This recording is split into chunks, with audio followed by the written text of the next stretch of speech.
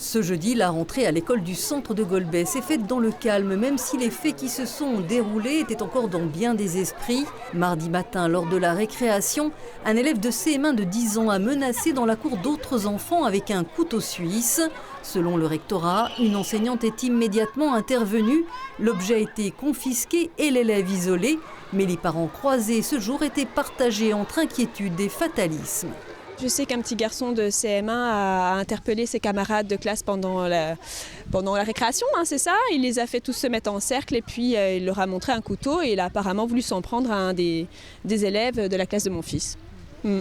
Après, on s'inquiète forcément de ce qui peut se passer derrière et puis quelle décision sera prise aujourd'hui. Non, avec tout ce qu'on voit passer en ce moment, non, ça ne m'inquiète plus parce qu'il y a tellement de choses que tout ce qu'on voit dans le monde, les jeux vidéo, non, ça ne m'étonne plus. Et face aux inquiétudes, la direction de l'école a reçu les familles. Des parents d'élèves ont également déposé des plaintes, décrivant l'élève incriminé comme un élément déjà perturbateur. Son père nous a livré sa version et entendait lui porter plainte pour diffamation. J'aurais dû faire ses poches avant de partir, c'est mon enfant, je suis son responsable légal jusqu'à preuve du contraire. C'est ma faute en un, j'aurais dû faire ses poches, un couteau suisse n'a rien à faire là.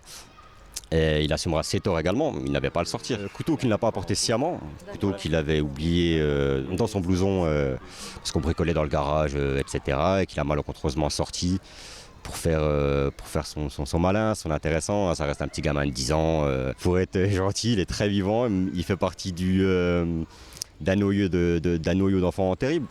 On va dire ça comme ça, c'est pas le plus sage de la classe, ils sont plusieurs. Suite à cet incident, l'Académie de Nancy-Metz a informé les parents du jeune garçon de son exclusion de l'école jusqu'à la fin de la semaine, avec un rappel du règlement intérieur.